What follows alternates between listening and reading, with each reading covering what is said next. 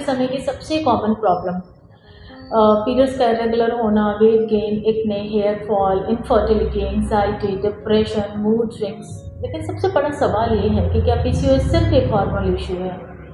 आज मैं आपको ये सच्चाई बताने वाली हूँ कि पीसीओएस सिर्फ एक हार्मोनल इशू नहीं है। ये एक्चुअली आपके गट और डाइजेशन से जुड़ी हुई बीमारी है और इस बीमारी को आज हम समझेंगे इस वीडियो में। तो इस वीडियो को आखिर तक ज़रूर देखें। हाय एवरीबॉडी, नमस्ते, वेलकम टू द चैनल। मेरा नाम डॉक्टर ज्योति सिंह है। नोन टू मेनी इज़ वैद्य ज्योति सुधींद्र। और आज मैं आपको इस टॉपिक पे इसलिए बात कर रही हूँ क्योंकि मेरी ओपीडी में अगर मैंने 10 मरीज़ देखे तो उसमें से आप समझेंगे 5 to 6 अगर फीमेल्स हैं तो मोर देन 5 to 6 फीमेल्स का या गर्ल्स का ये कंप्लेंट होता है कि उनका पीरियड इरेगुलर है, एक्ने हो रहा है।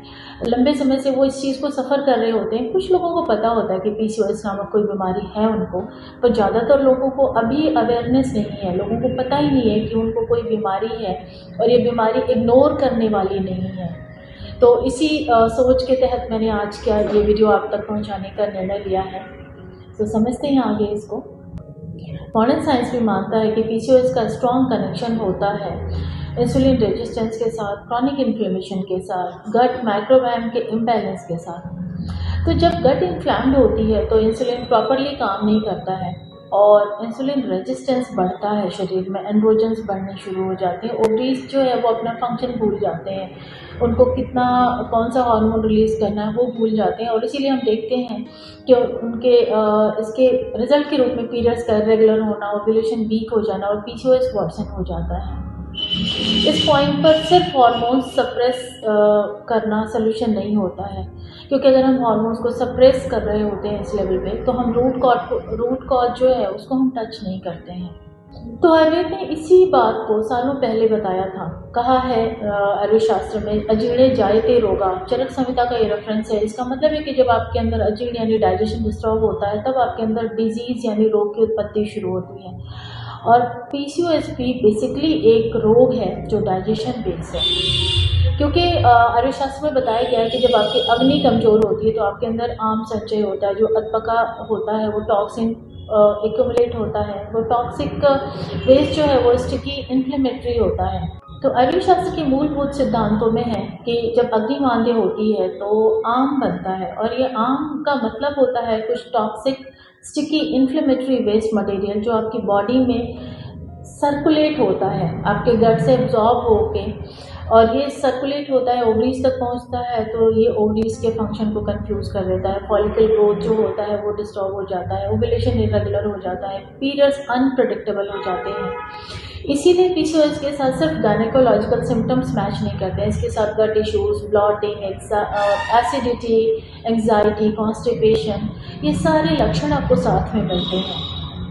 तो ये बात बहुत ही क्लियर समझना जरूरी है कि हार्मोनल पिल्स जो होते हैं ना वो सिर्फ सिम्टम्स को कंट्रोल करती हैं, बेसिकली गट को हील नहीं करती हैं।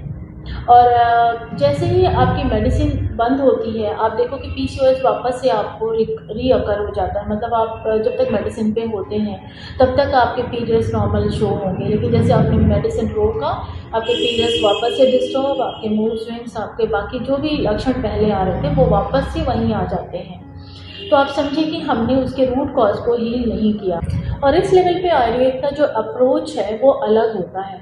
हम ओवरीज को या ओवरीज के फंक्शन को टच करने से पहले आपके गट को, डाइजेशन को, मेटाबॉलिज्म को, नर्वस सिस्टम को हील करते हैं, क्योंकि शुरुआत वहीं से होती है समस्या की। तो आप समझिए कि जैसे ही आपका गट हील होता है, इंसुलिन सेंसिटिविटी जो है वो इम्प्रूव हो जाती है, इन्फ्लेमेशन कम हो जाता है, हार्मोन्स पहले अपने आप को बैलेंस करने मतलब हार्मोन्स जो है वो पहले ही बैलेंस होने लग जाते हैं और इसी वजह से आपके ओवरीज नेचुरल रिस्पॉन्स देना शुरू करती हैं। पीसीओएस के केसेस में पंचकर्म की बहुत सारी थेरेपीज़ हैं, जैसे कि कुछ गट स्पेसिफिक डिटॉक्स थेरेपीज़ हैं, नर्वस सिस्टम को काम करने के लिए कुछ थेरेपीज़ हैं जो बहुत ही पावरफुल रोल प्ले करती हैं। लेकिन याद रखें कि हर पीसीओएस पेशेंट जो है वो अलग होती है, इसलिए सेम ट्रीटमेंट सबके लिए नहीं होता है। सबका जो लाइन ऑफ ट्रीटमेंट है वो हर पेशेंट के जो बॉडी का टेंडेंसी है, जो उसकी प्रकृति है, जो उसकी नाड़ी कहती है, उसके अकॉर्डिंग होता है। अगर आप पीसीओएस से जेन्युइनली राहत पाना चाहते हैं, सिर्फ सिम्टम्स को नहीं बल्कि रूट कॉज को हील करना चाहते हैं, तो आप प्रॉपर असेसमेंट कराएं, आप असेसमेंट के लिए हमसे मदद ले सकते हैं। आपको कंसल्टेशन लिंक जो है वो डिस्क्रिप्शन में मिल जाएगा। और अगर आपको ये रूट कॉज बेस वीडियो पसंद आई हो तो इस चैनल को सब्सक्राइब ज़रूर करें और शेयर करें उन महिलाओं या उन फ्रेंड्स को जो आपके नोन हैं, उनको डेफिनेटली इस वीडियो से मदद मिलेगी। So thank you very much इस वीडियो पे आने के लिए, इस वीडियो को देखने के लिए। एंड मिलती हूँ आपको अगले वीडियो में। तब तक आप अपना ध्यान रखें, स्वस्थ रहें, सुरक्षित रहें, खुश रहें। बाय बाय, नमस्ते।